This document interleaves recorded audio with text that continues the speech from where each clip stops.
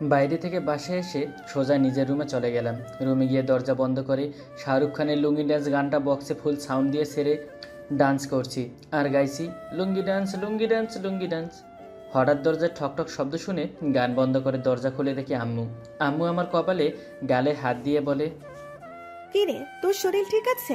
জ্বর টর এলো নাকি? আরে না আম্মু, আমি ঠিক আছি। তুমি এই সময় বাসায়? আজকে আদালতে যাওনি? আজকে কোনো কেস নেই, তাই চলে এলাম। তুই এত সাউন্ড দিয়ে গান শুনছিস কেন? আর প্যান্টের উপর লুঙ্গি পরে আছিস কেন? আজকে তাহমিনাকে বাস দিয়ে এসেছি। মানে কি বলছিস? বুঝতে পারছি না। সবসময় আমার পকেট ফাঁকা করে, আজকে ওর সব টাকা শেষ করে দিয়ে এসেছি। একটু বুঝিয়ে বলবি আমায়? এরপর আমি বলতে শুরু করি, আজকে কলেজে যাবার পর তাহমিনা এসে বলে, কিছু সময় আগের কথা। সালমান চল, খুব ক্ষুধা লেগেছে, কিছু খেয়ে আসি। ঠিক আছে, তাহলে নয়ন রিয়া আয়ানকেও নিয়ে চল। তাহমিনা ওদের ডাকতে যায়। আমি মনে মনে বলি, রোজ আমার পকেট ফাঁকা করা তাই না চান্দু? আজকে আমি তোমার এমন করে পকেট ফাঁকা করব, আর কোনোদিন ভুলেও আমার সাথে রেস্টুরেন্টে যেতে চাইবে না। একটু পর তাহমিনা ওদের নিয়ে আসে। আমরা সবাই মিলে রেস্টুরেন্টে গিয়ে খাবার খাই। সবাই মিলে এতটা খেয়েছি, বিল মনে হয় কম করে হলেও 6-7 হাজার টাকা হয়েছে। আমি তাহমিনাকে বললাম, দোস্ত, আমি একটু ওয়াশরুম থেকে আসছি। আচ্ছা, তাড়াতাড়ি আসিস, আমাদের খাওয়া শেষে বিল দিতে হবে কিন্তু। হুম, এই তো যাবো আর আসবো মনে মনে। আগে তো এখান থেকে যাই, তারপর দেখি কে বিল দেয়। বলে একটা দুষ্টু হাসি দিয়ে ধীরে ধীরে রেস্টুরেন্ট থেকে বের হয়ে যাই। আর ওদের খাওয়া শেষ হলে ওয়েটার এসে বিলের জন্য বললে তাহমিনা বলে, আমাদের বন্ধু সালমান ওয়াশরুমে গেছে, ও আসলে দিবে। ওয়েটার জানায় আমি চলে গেছি। ওয়েটার আমাকে খুব ভালো করেই চিনে। রোজ আমি আর তাহমিনা এখানে এসে খানা খাই। আমি চলে গেছি শুনে তাহমিনার মাথায় হাত দিয়ে বসে। পরে নয়ন, রিয়া আর আয়ান আস্তে করে কেটে পড়ে। তাহমিনা নিজের ব্যাগে হাত দিয়ে দেখে মাত্র 1,000 টাকা আছে, আর বিল এসেছে 5,000 টাকা। আমাকে কয়েকবার কল করে, কিন্তু আমার মোবাইল বন্ধ।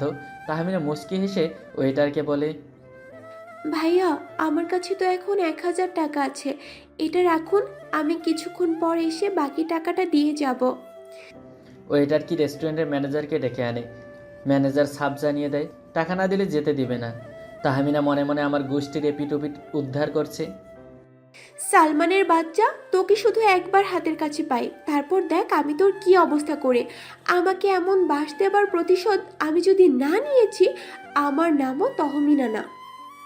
এরপর নিজের মোবাইলটা ম্যানেজারকে দিয়ে বলে, আমার মোবাইলটা দিয়ে গেলাম, এটা বিক্রি করবেন না, আমি একটু পর এসে টাকাটা দিয়ে এটা নিয়ে যাব। বলেই আবার আমার গোষ্ঠীর এপিটুপিট উদ্ধার করতে করতে চলে আসে। বর্তমান আমি কথাগুলো বলে হাসতে হাসতে শেষ। আম্মু বলে, এটা কিন্তু তুই একদম ঠিক করিসনি।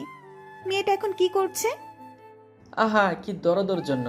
আর ও যে রোজ আমায় মুরগি বানায়, তার বেলা। আম্মু কিছু বলতে যাবে, তার আগেই দরজার বাহির থেকে তাহমিনা চিৎকার করে বলে, সালমানের বাচ্চা, আজকে আমি তোকে মেরেই ফেলবো। ও আম্মু গো, এই পেতনির হাত থেকে আমাকে বাঁচাও। বলেই আম্মুর পিছনে লুকিয়ে পড়ি। তাহমিনা বলে, আন্টি তুমি সরো, আজকে আমি ওর 12টা বাজাবো। তুমি জানো ও কি করেছে?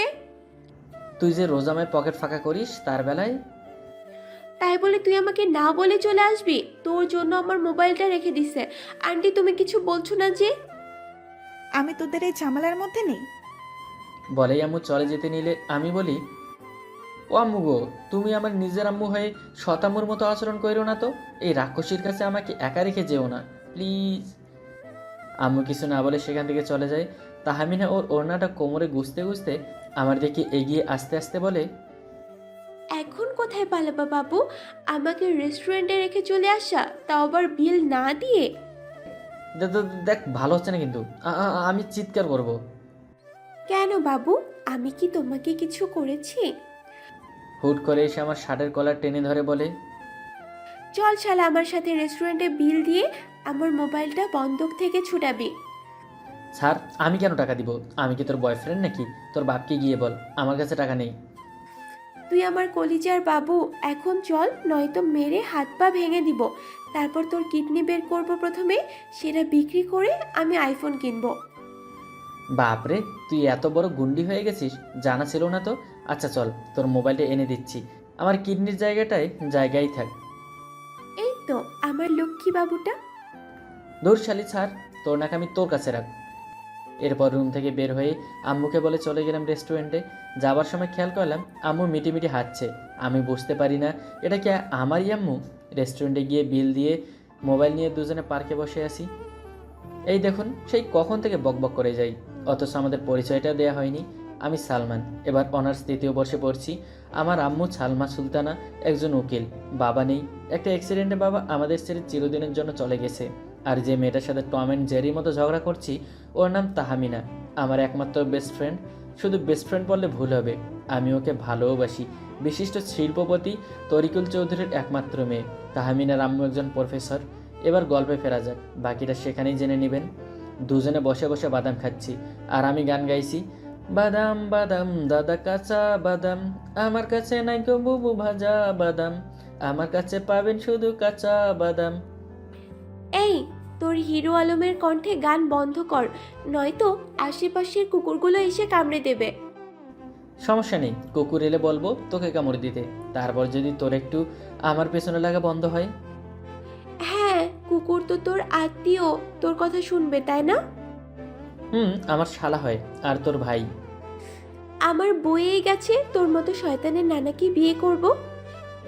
আমারও বয়ে গেছে তোর মতো ঝগড়ুটে মেয়েকে বিয়ে করতে। হুশ হুশ হুশ। দূর দূর দূর বলেই দুজনে উঠে যে যার বাসায় চলে আসি। বাসায় এসে আম্মুকে বললাম, আম্মু ক্ষুধা লাগছে অনেক, কিছু করে খেতে দাও। আমি কাজ করছি, নিজে নিয়ে খা, টেবিলে সব আছে। আমি নিয়ে খেতে পারবো না, তুমি দিয়ে দাও। তোর জ্বালাই আমি শেষ, একটা কাজও নিজে করতে পারিস না। আমার লক্ষ্যে একটা আম্মু থাকতে আমি কেন কাজ করতে যাব?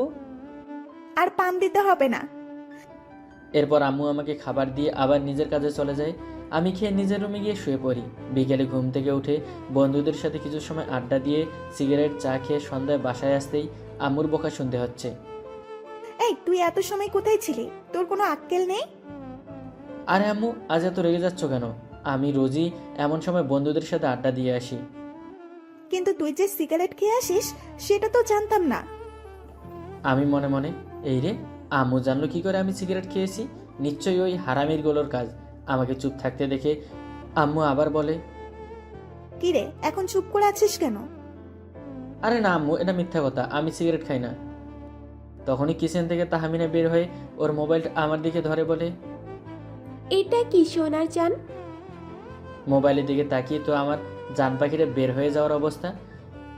আম্মু, এটা আমি না, এই ফাইজিলটা এটা এডিট করে আমাকে তোমার কাছে খারাপ বানাচ্ছে। আচ্ছা, এটা এডিট করা, তাহলে পাশে নয়ন আর আয়ান তোর পাশে কি করে এলো? আম্মু ঠাস করে আমার গালে থাপ্পড় মেরে বলে, তুই সালমা সুলতানার ছেলে হয়ে স্মোকিং করিস, যেখানে আমি অন্য ছেলেদের সিগারেট খেতে দেখলে তাদের সাবধান করে দেই, আর তুই আমার ছেলে হয়ে, ছি, ভাবতেও লজ্জা লাগছে আমার, তুই আমার ছেলে। আমি মাথা নিচু করে আছি। এই প্রথম আম্মু আমার গায়ে হাত তুলল, তাও তাহমিনার জন্য। চোখ থেকে টপ টপ করে পানি পড়ছে। তাহমিনাও ভাবিনি আম্মু আমার গায়ে হাত তুলবে। এতক্ষণ মজা পেলেও আমার চোখে পানি দেখে ওর মুখটা কালো হয়ে যায়, চোখে পানি ছলছল করছে। তাহমিনা মনে মনে বলে, এটা আমি কি করলাম? মজা করতে গিয়ে সালমানকে কষ্ট দিয়ে ফেললাম। আমি বুঝতেই পারিনি আন্টি ওর গায়ে হাত তুলবে। আমি তো শুধু একটু বকা শোনাতে চেয়েছি। না, আমি এটা ঠিক করিনি। আমি সেখানে না থেকে চোখের পানি মুছতে মুছতে নিজের রুমে গিয়ে দরজা বন্ধ করে মাথায় হাত দিয়ে বিছানায় বসে বলছি, আমি তোকে ছাড়বো না তাহমিনা। এর প্রতিশোধ আমি যদি না নেই তবে আমার নাম সালমান নয়। তোর জন্য এই প্রথম আম্মু আমার গায়ে হাত তুলেছে, আমি এর বদলা নেবই। এমন আরও অনেক কথা ভাবছি। হঠাৎ কেউ দরজায় নক করে। আমি কিছু বলছি না, চুপ করে বসে আছি। সালমান, দরজা খুল, বিশ্বাস কর আমি এটা চাইনি। আমি বুঝতে পারিনি আন্টি তোর গায়ে হাত তুলবে। প্লিজ সালমান, দরজাটা খুল। আমি দরজা না খুলেই ভেতর থেকে বলি, এই তুই যা তো, তোর কথা শুনতে ভালো লাগছে না। আর এত নাটক করতে হবে না, তোর মনের আশা তো পূর্ণ হয়েছে না? যা চেয়েছিস তাই তো হয়েছে, যা এখান থেকে। আর আমাদের বাসায় কি, তোর বাপের এত বড় বাড়ি থাকতে আমাদের বাসায় আর আসবি না তুই। তাহমিনা কান্না করতে করতে চলে যায়। আম্মু অনেকবার ডাকলেও সেই ডাকে সাড়া দেয়নি তাহমিনা। আমি রুমে দরজা বন্ধ করে শুয়ে আছি। আম্মু অনেকবার খেতে ডাকছে, আমি খাবো না বলে শুয়ে আছি। কিন্তু সমস্যা হলো আমি আবার ক্ষুধা সহ্য করতে পারি না। রাত প্রায় 2টা বাজে। ক্ষুধার জন্য ঘুমাচ্ছে না। অনেক ভেবে চিনতে উঠে খুব সাবধানে দরজা খুলে ধীর পায়ে হেঁটে নিচে গিয়ে খাবার খুঁজতে থাকি। টেবিলে দেখি একটা প্লেটে খাবার রাখা। মনটা খুশিতে নেচে ওঠে। চুপচাপ খাবার খেয়ে তাড়াতাড়ি সিঁড়ি বেয়ে ওপরে উঠতেই দেখি সামনে আম্মু। আম্মু আমাকে এভাবে হাঁটতে দেখে চোখের ভুরু নাচিয়ে বলে, কি আব্বু, এভাবে চোরের মতো নিজের বাসায় খাবার খাচ্ছ কেন? কতবার ডাকলাম, কি বললি তখন? আমি খাবো না, আমার ক্ষুধা নেই। আমি কিছু না বলে মাথা নিচু করে আম্মুকে পাশ কাটিয়ে চলে যেতে নিলে আম্মু আমার হাত ধরে তার দিকে ঘুরিয়ে আমার গালে একটা চুমু দিয়ে বলে, খুব লেগেছে বাবা তোর? কি করব বল? এসব খাওয়া ভালো না, নিজের ক্ষতি হয়, তুই বুঝিস না? সরি আম্মু, আর হবে না। এরপর আম্মু আমাকে ধরে নিয়ে শুয়ে দিয়ে আমার মাথায় হাত বুলিয়ে দেয়। মায়ের হাতে জাদু আছে মনে হচ্ছে। সব কষ্ট ভুলে নিমিষেই ঘুমিয়ে যাই। পরের দিন সকালে ঘুম থেকে উঠে মোবাইলটা হাতে নিয়ে দেখি তাহমিনার এসএমএস ওপেন করতেই দেখি 1012-এরও বেশি সরি লেখা। আর পরে এসএমএসে লেখা, সত্যি আমি বুঝতে পারিনি জান, আন্টি এতটা রেগে যাবে। যদি বুঝতাম তাহলে কখনো আমি আন্টিকে এই ছবি দেখাতাম না। পাশে দূরে কান্নার ইমোজি। আমারও মনে হলো কাল আমি রাগের মাথায় পাগলিটাকে কত কিছু বলেছি। সাথে সাথে কল করলাম। ওমা, এ কি, কল দিতে দেরি, রিসিভ করতে দেরি হয়নি? কিরে, আমার কলের জন্য অপেক্ষায় ছিলি নাকি? কল দিতে সাথে সাথে রিসিভ করে ফেললি। আই এম সরি, আমি সত্যি বুঝতে পারিনি রে এমনটা হয়ে যাবে। মেসেজ যেটা বলেছিস সেটা বল সাথে। কোনটা? ওই যে জান। আগে বল, রেগে নেই তো এখন আর? তখন একটু রেগে থাকলেও এখন আর নেই, এবার বল। জান, জান, তুই আমার জান। বলেই কল কেটে দেয়। মনে হয় লজ্জা পেয়েছে। আমি উঠে ফ্রেশ হয়ে আম্মুর সাথে নাস্তা করে আম্মুকে আদালতে পৌঁছে দিয়ে আমি কলেজে চলে এলাম। কলেজে আসতেই তাহমিনা আমার কাছে এসে বলে, কি রে, এত লেট হলো যে? আম্মুকে আদালতে দিয়ে আসলাম। বলেই আমি আর তাহমিনা হাঁটছি। হঠাৎ কোথা থেকে আমাদের ক্লাসমেট অমিত এসে তাহমিনার সামনে হাঁটু ভাঁজ করে বসে একটা গোলাপ ফুল এগিয়ে দিয়ে প্রপোজ করে। তাহমিনার দিকে তাকিয়ে দেখি ও আমার দিকে তাকিয়ে আছে। আমি অমিতের হাত থেকে ফুলটা নিয়ে ওর পাশে দুটো লাথি দিয়ে বলি, শালা, তোর কত বড় সাহস! তুই এসেছিস আমার জানকে প্রপোজ করতে? ফুট এখান থেকে, নয়তো মেরে হাড়গোড় ভেঙে দেব। আমার কথা শুনে অমিত ভয়ে সেখান থেকে দৌড়ে চলে যায়। তাহমিনা আমার কাছে এসে বলে, ওকে ভাগিয়ে দিলি কেন? কত সুন্দর করে আমাকে প্রপোজ করলো। ভাবলাম একটা প্রেম করব, তুই তাও দিলি না। তোর লজ্জা করে না? বিয়ে হয়ে গেছে তারপর অন্য ছেলের সাথে প্রেম করতে চাস? তো কি করব? আমার বর তো আর আমার সাথে প্রেম করে না, সব সময় টম অ্যান্ড জেরির মতো লেগে থাকে। যা ইচ্ছা তাই করবো। তাও তুই আমি স্যার অন্য কারোর সাথে কথা বলতে চাইলে তোর জিভ কেটে বোবা বানিয়ে দেব। তাহলে তুই প্রেম কর আমার সাথে। আমি তো তোকে বিয়েই করে নিয়েছি। আর এই যে তোর এত জ্বালা সহ্য করছি, এগুলো কি তাহলে? আরও জ্বালাবো। বিয়ে করেছিস আর বউয়ের জ্বালা সহ্য করবি না? এটা তো হতে পারে না। সারা জীবন সহ্য করব। কোনো সমস্যা? এখন চল ক্লাসে। বলেই দুজনে ক্লাসে চলে যাই। কি কিছুই বুঝছেন না তো? তবে শুনুন, আমার আর তাহমিনার আরও 1 বছর আগে কাবিন হয়ে গেছে। তাহমিনার আম্মু আর আমার আম্মু বান্ধবী। সেই সূত্রে আমরা ছোট থেকে একসাথে বড় হয়েছি। আন্টি আর আম্মুর খুব ইচ্ছে আমার আর তাহমিনার বিয়ে দিবে। আমরাও একে অপরের পছন্দ করতাম, তাই কাউকে না জানিয়ে আমাদের কাবিন করে রাখে। আপনারা আবার কাউকে বলবেন না। এখন লেখাপড়া শেষ হলে সবাইকে জানিয়ে বিয়ে করব। এরপর ক্লাস শেষ করে বাইরে এসে তাহমিনা বলে, ক্ষুধা লাগছে, চল কিছু খাবো। আমার কাছে টাকা নেই, আগেই বলে রাখলাম, পরে কান্নাকাটি করতে পারবি না। আজকে আমি খাওয়াবো, চল। সূর্য কি আজকে ভুল করিয়ে অন্যদিকে উঠিল নাকি বউ? না, ঠিক দিকেই উঠাইছি গো স্বামী, এবার চলো তো। বলেই দুজন রেস্টুরেন্টে গিয়ে খাবার খেয়ে কিছু সময় ঘোরাঘুরি করে বাসায় চলে এলাম। এভাবেই আমাদের টম অ্যান্ড জেরির প্রেম চলতে থাকে। এই ঝগড়া, এই আদর, এই অভিমান, এর মধ্যে আমাদের ফাইনাল এক্সাম চলে আসে। খুব ভালো মতো এক্সাম শেষ হলো। দুজনে ভালো মতো পাশ করে চতুর্থ বর্ষে উঠলাম। আজ কলেজে আসতে ইন্টার সেকেন্ড ইয়ারের একটা মেয়ে এসে আমাকে প্রপোজ করে। সাথে তাহমিনা ছিল। তাহমিনা মেয়েটার কাছে গিয়ে ঠাস ঠাস করে দূরে থাপ্পড় মেরে বলে, এই বিয়াদব মেয়ে, লজ্জা করে না? আমার বরকে প্রপোজ করতে মেরে হসপিটালে পাঠিয়ে দিব। আর কখনো ওর আশেপাশে দেখলে, অনেক দিন থেকে লক্ষ্য করছি তুমি ওর পিছন পিছন করছো, যাও এখান থেকে। সবাই আমাদের দিকে তাকিয়ে আছে। নয়ন, আয়ান আর রিয়া তাহমিনার মুখে বর শুনে তো আকাশ থেকে পড়েছে। আমি তাহমিনার হাত ধরে কলেজ থেকে বের হয়ে একটা পার্কে চলে আসি। এভাবে আমাকে নিয়ে আসলি কেন? সবাই কিভাবে দেখছিল সেটা খেয়াল করেছিস? আর সবার সামনে বলার কি প্রয়োজন ছিল আমি তোর বর? বেশ করেছি বলেছি। কত বড় সাহস আমার বরকে প্রপোজ করে। আমি তাহমিনাকে জড়িয়ে ধরে বলি, যে খুশি সে আসুক, আমি তোর ছিলাম আর মৃত্যুর আগ পর্যন্ত তোরই থাকবো। তাহমিনা আমাকে শক্ত করে জড়িয়ে ধরে বলে, আমি আর অপেক্ষা করতে পারবো না। আমার ভয় হচ্ছে কবে না কবে তোকে হারিয়ে ফেলি। আমি আজই বাসায় গিয়ে বলবো আমাদের বিয়ে সবাইকে জানিয়ে দিতে। এত ঘুরিয়ে পেঁচিয়ে না বলে সরাসরি বলতেই পারিস, তোর আমার আদর খেতে ইচ্ছে করছে। আমার বর আমি আদর খাবো না তো কে খাবে? তোর সরাসরি বল, তোর আর তর সইছে না আমার আদর খেতে। আমার আর তর সইছে না। এবার খুশি? দুজনে আর কিছু সময় এভাবে কথা বলে আমি তাহমিনাকে ওর বাসায় দিয়ে এসে আমার বাসায় চলে আসি। তাহমিনা বাসায় গিয়ে তার আম্মুকে বলে, আম্মু, আমার আর সালমানের বিয়ে সবাইকে জানিয়ে দেবার ব্যবস্থা করো। বলেই নিজের রুমে চলে যায়।